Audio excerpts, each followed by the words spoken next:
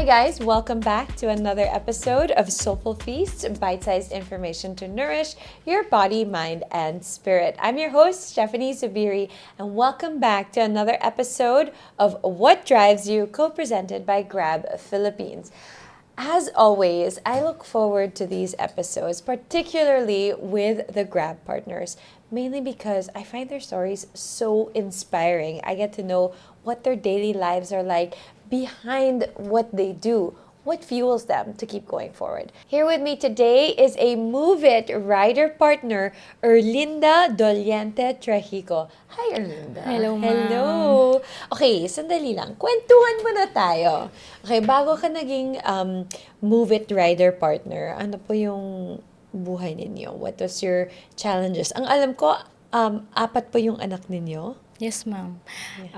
Before po ako naging movie lady rider, ako po ay nagtatrabaho bilang isang security personnel. Okay. So, solo parents na po.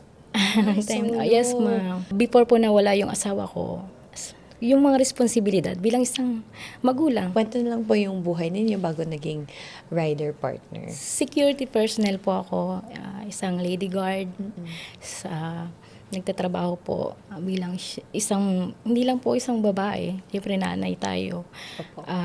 Kailangan mag-isip kung anong hanap buhay para sa mga anak natin. Oo. Kaya po, lumuwas po ako galing probinsya, papunta dito sa Taga saan po kayo? Mindoro, ma'am. Mindoro. Opo. At yun nga po, dito ako nakahanap ng trabaho bilang security. And dahil din po sa yung asawa ko, may sakit, pabalik-balik sa ospital noong time na yun. So, kailangan yung mga anak ko kailangan mag-aral. Oo. Tuloy-tuloy. So, yun, ma'am. So, naging solo parent po kayo. Opo. Ilan taon na yun? Wait lang, ma'am. Nang 2022 po, namatay yung asawa ko. Sorry. Sorry, ma'am. Condolence. Hanggang ngayon po, syempre, masakit sa akin. Kasi, yung hirap pala nung pagiging solo parent, ma'am, na mag-isa kang nagtataguyod mga anak mo. Sorry, mama. Hindi, okay lang. Kailangan mo, dito ko na, yung struggle na yung mga challenge po, araw-araw, na pangangailangan ng mga anak mo.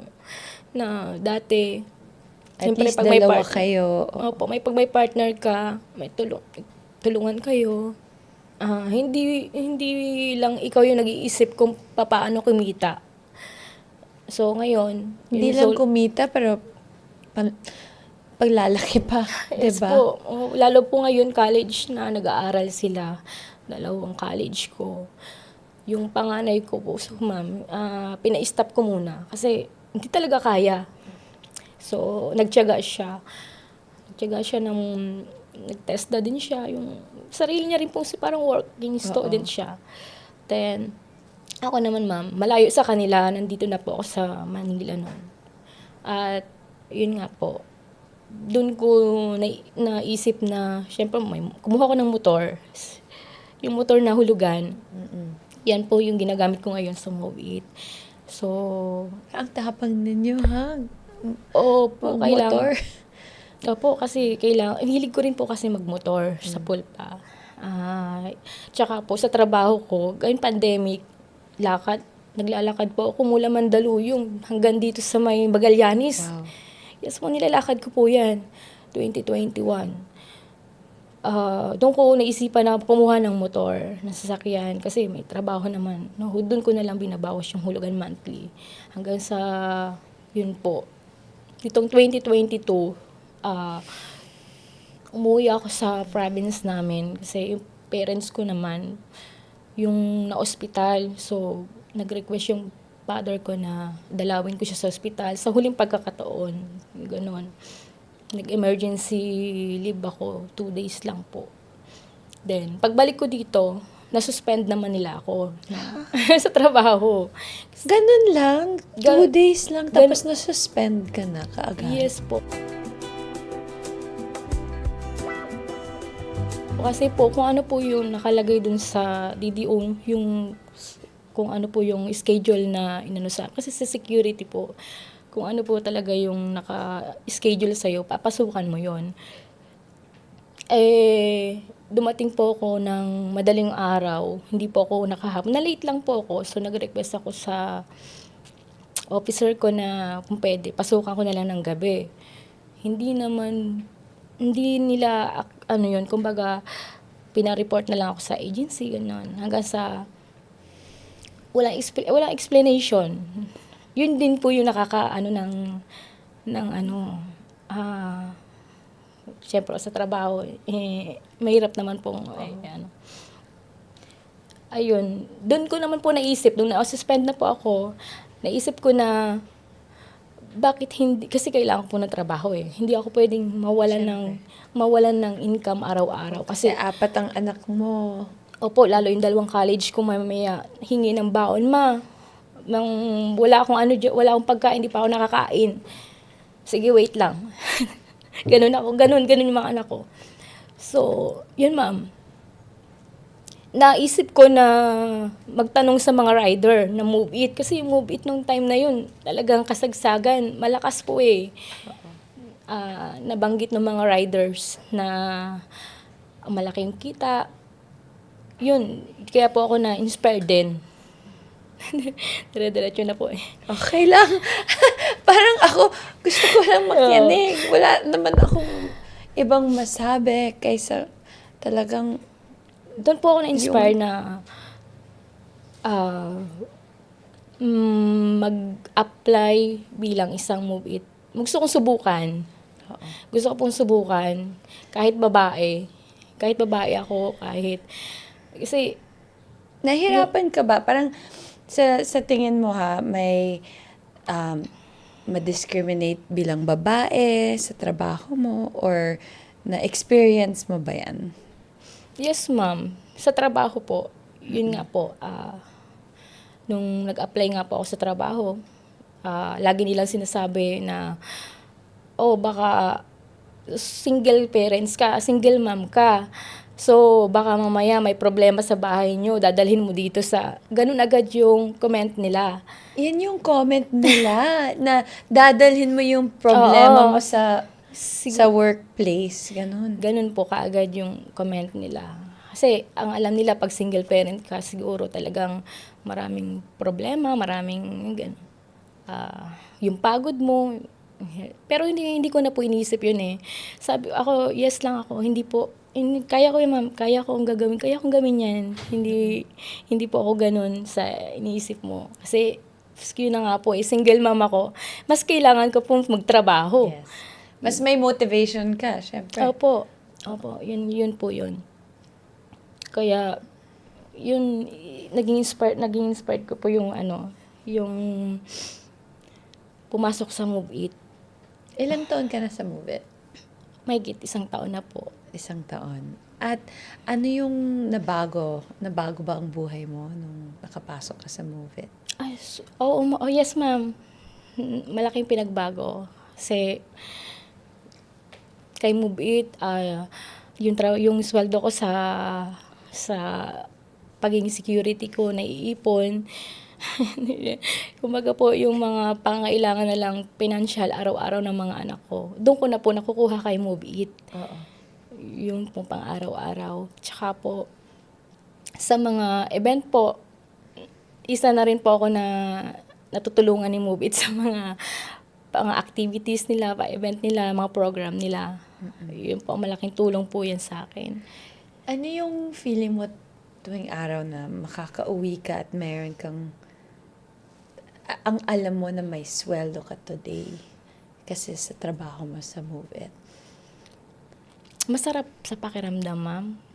Uwi ako ng bahay, matutulog ako, may pera, may kita. Pero before yon, isasend ko na kagad yun sa mga anak ko.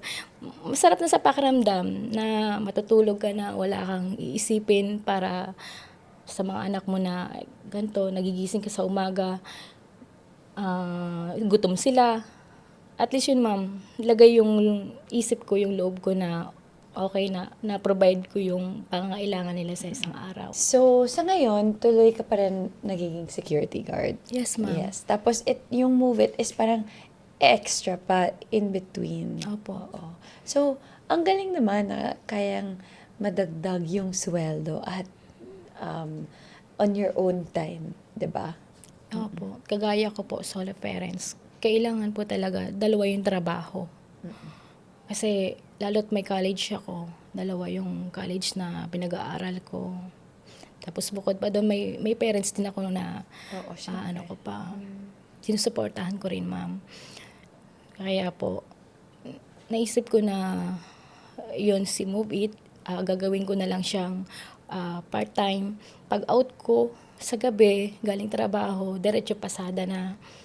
Tapos pagpapasok naman po sa umaga, pipick up din ako ng passenger. On the way. Opo, doon po sa malapit sa area ko. Gaya po dito din. Dito Oo. rin po sa Ayala yung work ko eh. Ayun, ma'am. Kaya Ang medyo... galing naman. Parang on the way, tapos pa uwi, magpe-pick up po. Opo, ganun na po yung mas na-enjoy ko na rin po ngayon. Kasi mas okay pala. Kasi hindi gaya po dati nung nagpo-full time ako, na nasuspend ako. Andun po yung mga talagang pagod din po. Tsaka yung sa kagustuhan mong kumita, talagang magdamag mula alas 7 ng gabi hanggang 10 a.m. nakakaya ko yun na mamasada. Mayroon bang pasahero or kwento na parang nagpapaalala sa'yo na bakit mahalaga itong trabaho na to? Yes, ma'am, mayroon naman po. Minsan din po, ako na po yung ako din po, parang ako na rin po yung nag-a-advise sa ibang mga pasahero ko. Baligtad, ma'am. Kasi ako po, yung iba po kasi para po kasi panggabi po ako. Para maiwas sa antok, yung may mga passenger ako na, lalo kagaya kong mga single mom din sila, kalimitan. Ako pa yung nagbibigay ng advice sa kanila na ganito, napagdaanan ko na yan. Sabi ko, Luana, kaya mo yan. Ganito ginagawa ko, ganyan. Gusto ko yan. Parang pasahe tapos Oo, ma'am. may therapy pa. Sabi ko, Move It with therapy. Ang galing naman. Opo. Yun po, kasi yung iba, nagkukwento din sila na may mga hindi lang po pala ako yung may problema. Yung may iniisip, may mas pa pala, mas may malala pa pala sa akin yung problema sa buhay na hindi pala nila kaya, yung mga depression, yung stress nila. Ang hirap, no? Sobrang hirap, ma'am. Tapos wala silang kausap. Yes, ma'am. Oo. Yung time na yun, syempre, kasi iniiwasan ko naman po talaga is yung yung hindi ako makaidlip na pag nagda-drive. Laging alerto. Dinadaan ko na lang sa kwento. Sa mga passenger ko. At saka, okay naman po sila. Hindi na rin naman ako nakikipagkwentuhan kung tahimik, nakikiramdam din po ako sa passenger ko. Yung iba nga po, nagtatanong sila na mismo, ate, paano nakakaya mo to? Sabi ko, nakakaya mo to. Paano bang sumali sa ganito? Paano ka naging Move It? Ano mga requirements? Nagtatanong sila ng ganon. Sinasabi ko, tapos yung problem nila, nagkukwento din sila. Ako naman, ina-advise ko na rin kung ano yung mga naranasan ko. Sinasabi ko sa kanila, ako nga nakaya ko. Kayo pa, kaya niya. Inaano ko sila, ina-encourage ko sila na kayo mapadala sa stress. Kasi ako, pag uuwi ako ng bahay, ma'am, mas stress doon eh. Sa bahay? Bakit? Hindi, mag-isa lang po ako, ma'am. Mag-isa lang po ako. Nangungupahan lang din ako dyan. Isa naman sa matutulog lang ako, gagawin ko, magdadrive, parang unwind na rin sa ko. Hindi ako nag-iisip ng kung ano-ano. Parang may sense ng community and connection, di ba? Hindi lang mag-isa sa bahay. At least may kausap po kayo na, ayun na, alam nyo na hindi lang kayo nag-iisa. Di ba? Yes, ma'am. Halos ba lahat ng pasahero mo babae? Hindi naman, ma'am. Tumatanggap po ko kahit ano lang po. Opo. Wala pong discrimination. And feeling mo naman safe ka? Yes, ma'am. Safe naman po. Tsaka, siyempre po, nasa security din ako. Yung baga, yung isip ko din talaga, na maano din po ako makiramdam sa mga passenger ko. Kung kapag may passenger po na minsan nakainom, Ay, opo, hindi, pinag-ano ko na sila. cancel na lang. Yes po. Hindi, pinupuntahan ko pa rin po.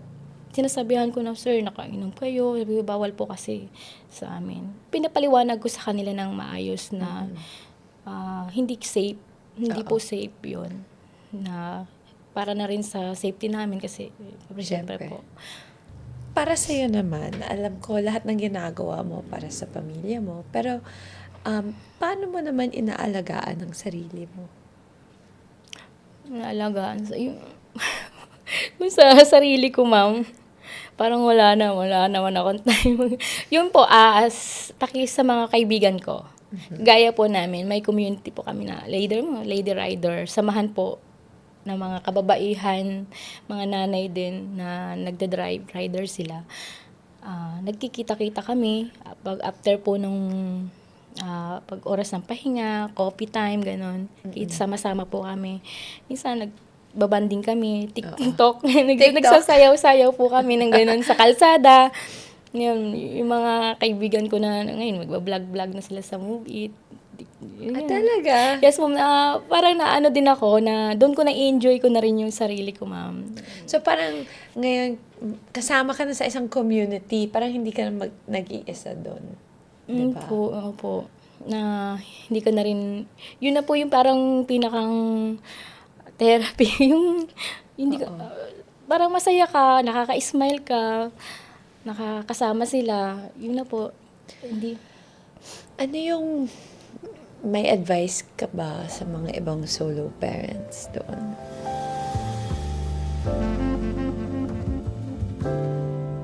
Wag silang panghinaan ng loob na siyempre kasi unang-una po sa financial problem. Yung iba naging low moral, yung nagkakaroon ng stress, yung talagang ma'am. Yung iba nga po na mga nakilala ko, halos sa mga dahil lang dun sa hindi nila kinaya. Yung Kawawa yung mga depression naiwan and nila. stress. Oo. Ay, wag pong ganun. Marami naman pong paraan eh. Hindi lang po porke babae. Babae tayo is hindi natin kaya. Kaya natin. Kayang-kaya. Mas kaya pa. Opo. Kaysa for me, mas kaya natin. Mas kayang-kaya po. Oo. Yun lang. Basta kayanin nila. Ako nga kaya ko sa dami ng mga problema. Ang mga kinakaharap ko hanggang ngayon. Kahit sa mga anak ko, ma'am, may mga hindi ko akalain na maitanim silang sama ng loob pa rin. Hindi po maiiwasan yun sa mga anak. Sama ng loob sa inyo? Or Sa akin po, kasi umalis, since maliit pa po kasi sila, nagtatrabaho na po ako eh. Iniwan ko sila, maliliit pa. Iniwan ko na sila sa lola nila, ganun. So, kaya sa mga solo parents, pag maliliit pa yung mga anak nila, wag muna silang pero ang hirap ng ganun, ma'am. Yung bang, gusto mo silang alagaan, pero paano? Kasi wala ka namang maibibigay na financial kung hindi ka magtatrabaho, di ba, ma'am? Yun po yung parang sakit ng Hindi, tapos bansa natin, no? Hindi natin kayang magtrabaho sa tabi ng anak natin. Yun yung mahirap. tapos nito, ma'am, ayun na. Hindi ko nag-message sa akin yung anak ko na ganito. Nasaan ka ba? Yun pala yung pinakamahirap sa isang ina, ma'am. Yung kahinaan natin na sa mga anak pala. Hindi po dun sa pagod sa trabaho eh. Yung pagod sa trabaho, kaya mo eh. Kaya. Alam mo, pag lumaki na sila, malalaman din nila yung mga ginawa mo para sa kanila. hindi na rin po ako nagsalita, parang dinibdib ko na lang din. Pero pinapakita ko sa kanila na ah, ginagawa ko pa rin yung suporta, tuloy-tuloy pa rin yung suporta ko. Sana sabi ko sa kanila, gagawin ko lahat. Makapagtapos lang kayo.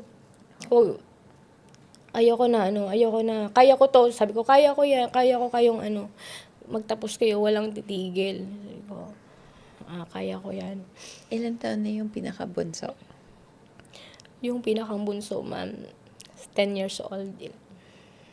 Maliit pa, no? Yung panganay ko, ma'am, nasa Japan na rin siya ngayon.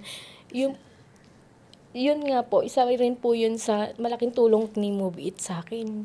Kapag paalis din ako ng anak ko dahil dun sa cash loan. Laking bagay po yung cash loan ni Grab Move It para sa akin kasi malaking tulong. Yung pinang medical, yun po yun, nakaalis yung anak ko. So, Ano pa bang mga ibang tulong sa inyo ng Grab Move It? isa na accident ako, ma'am. Yung Move It malasakit program. Financial patulong para sa mga gaya ko or isang rider, active rider. Nung na-aksidente po ako, yung insurance po, sila na po ang nagbayad ng hospital ko. Hospital. Malaking bagay yun. Sobrang malaking bagay, ma'am, ang ni Move It sa akin. Kaya, sobrang proud ako sa ko na to. Sa trabaho mo. Opo. Anong ginagawa ng anak mo sa Japan? Wilder, ma'am. Yun na po yung yung nabanggit ko sa inyo. nagtesda. Nagtetesda, ma'am. Tapos, Self-working siya. Nag-aaral siya tulungan nga po kami noong time na yon. Tapos nung sabi niya, mag-apply kayo ako ng sige na, sige, go. Kaya, dito ka na. Nung nandito siya, pinaluwas ko siya. Sinusundo ko siya dyan, ma'am. Tutulungan ko siya, sabi ko, yun nga, nag-move it pa rin po ako. Hatid ko siya sa training school niya, sa agency. Ganon din po pag pauwi, ganon. Tapos, kung hindi ko man masundo, ginagawa ko ito. Sakay ka na lang muna sa ibang tapos, uwi ka sa bahay, ganon. Tapos, yung time na yun, ma'am, nung kinabukasan sa pagtsatsaga niya, nag-ano siya sa akin, medical na daw, kailangan 15K, merong ganon.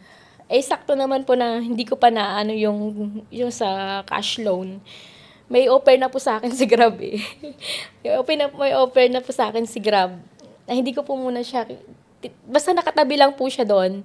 Hindi ko muna siya kinukuha kasi just in case nga po may emergency. Importante. Kasi inaano ko po yung tuition nung isa kong anak na college din.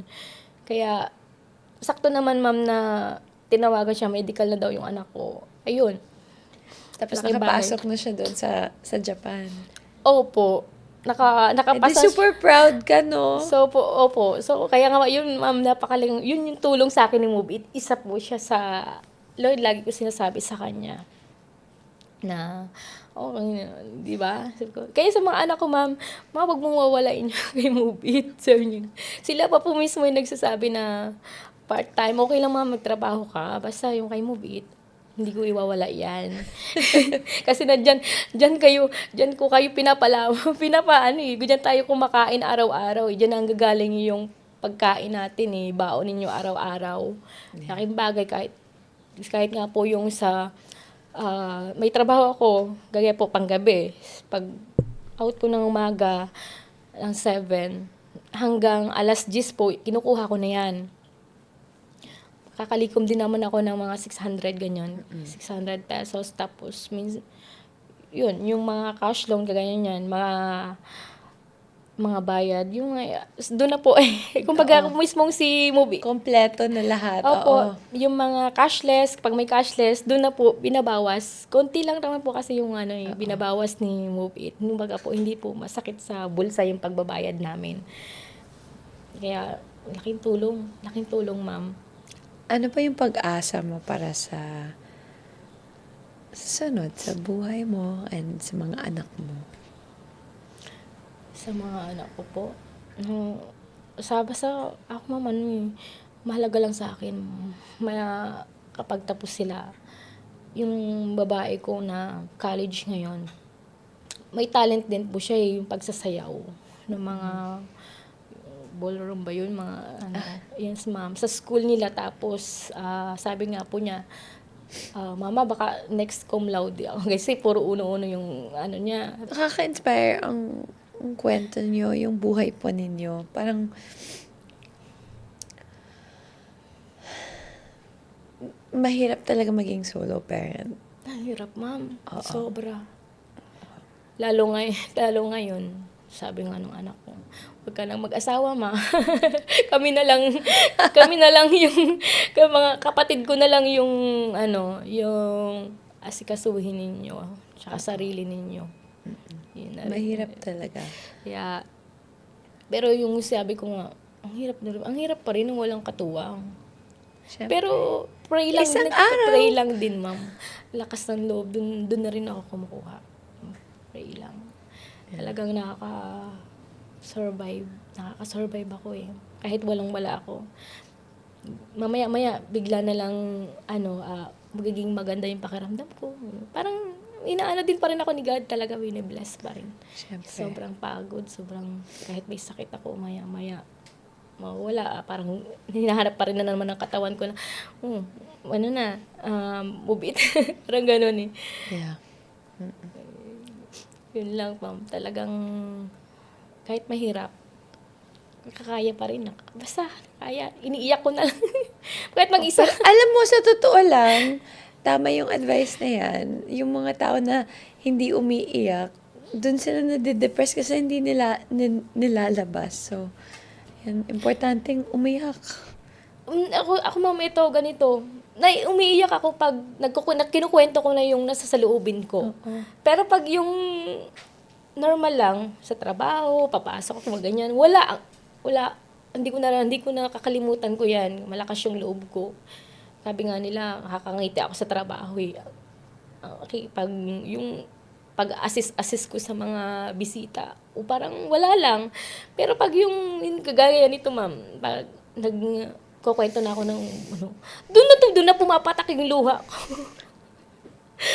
doon na talaga siya pumapatak. Doon ko na yung mga Pero sa akin importante, na mga labas natin opo. lahat. Tapos, yun, dadaan ako minsan sa simbahan. Pag sobrang bigat na, panalangin ka lang talaga kay Lord. Dun, kahit mag-isa ka lang, ilabas mo lang. Tapos, maya, okay na uli. Ganun lang, ma'am. Laban lang. Huwag ka na mag-sorry, please. Wala kang kailangan na Hindi kasi, mag-sorry. Umiiyak ako sa umiiyak ako mag-isa. Pero ngayon, umiiyak ako dito pa sa maraming Alam tao. mo, yung totoo lang, yan yung epekto ko sa mga tao, pinapaiyak ko sila. Kasi, alam mo bakit? Kasi, para sa akin, gusto kang makinig. At madaming tao ay walang, parang, diba, we don't have a place to just talk at may makikinig lang. Kung kulang pa nga yun, kung lahat ng mga hindi ko na pwede yung syempre private ganun, di ba? Mas marami pang mga pangyayari sa buhay ko na talagang Mahirap. opo, lalo nung na-aksidente ako, ma'am, na mag-isa lang ako dito, wala akong kasama dito. Nilihim ko sa magulang ko, sa mga anak ko yun.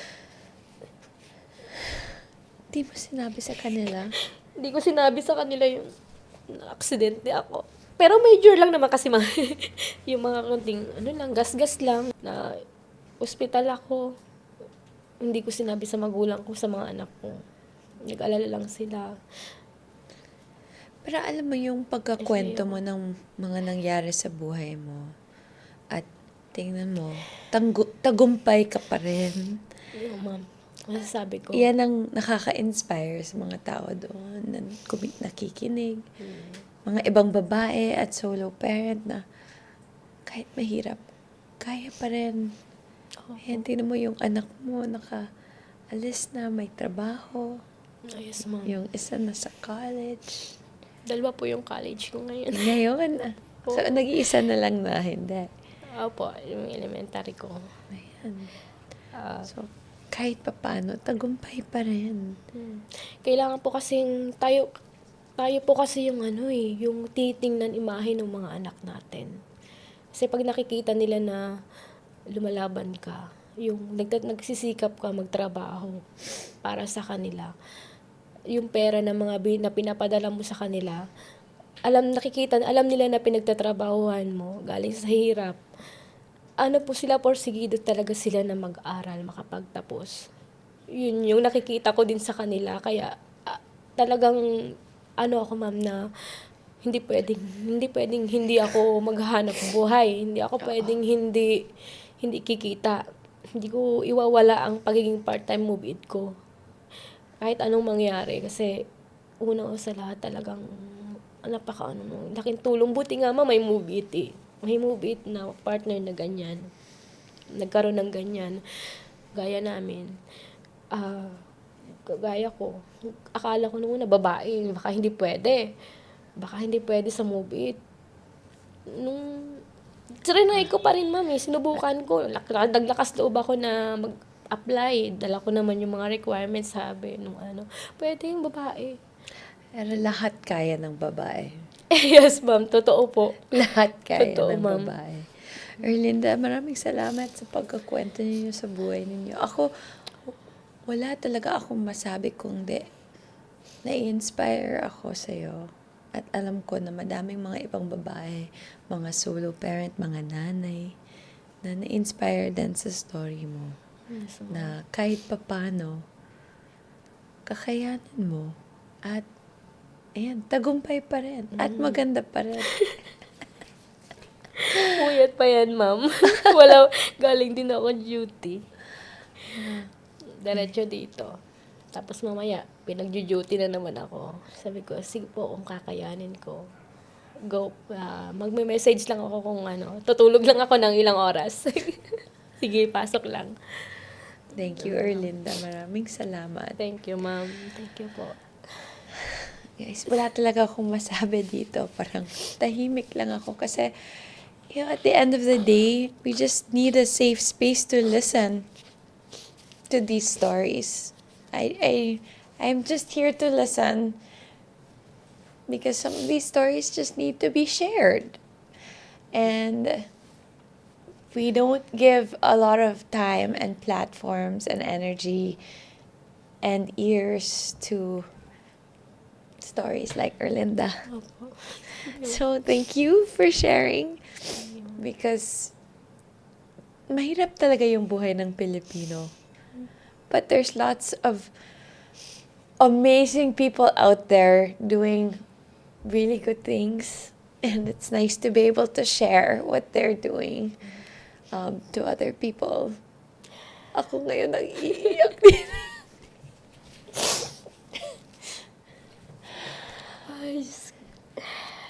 Ay, Diyos ko. Yun talaga, ma'am. Diyos ko talaga.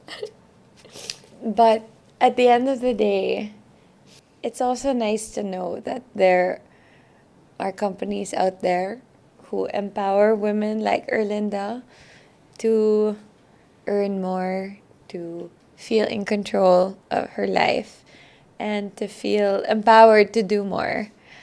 And more than that, the community, yung nahanap mo na mga friends mo na lady drivers, yung support system mo, that even pagka malayo tayo sa pamilya, parang may pamilya rin Yes, ma'am. na nahanap Opo. mo. Opo. Diba? So, yun guys, just a little reminder also of being kind to the drivers, the partners that come, that deliver your packages, that drive you, because their lives are incredibly rich, inspiring, difficult, and they have so much courage to keep on doing what they're doing. So maybe it's a good reminder to get to know the delivery drivers, the Move It drivers, the Grab drivers that are around you, and get to know their stories because they have so much wisdom and so much courage. Thank you, Thank you, Erlinda. Ma'am. Thank you. And thank you, guys. Just a little reminder that you're not alone. Whatever you're going through, whatever situation you might be in, whatever background you're from, it's always important to talk and to share and connect with somebody because you don't have to go through it alone. And even Erlinda, with all the challenges in her life, she takes the opportunity to also talk to her passengers and connect with them. So gusto ko yan. Baka next time it's a soulful move it therapy on wheels. yan na yung bagong business ni Erlinda. Advice and Advice. pasahe. Thank you, Erlinda. Thank Maraming you. salamat. And thank you guys for listening. It's been Soulful Feast, a special mini series co-presented by Grab. What drives you?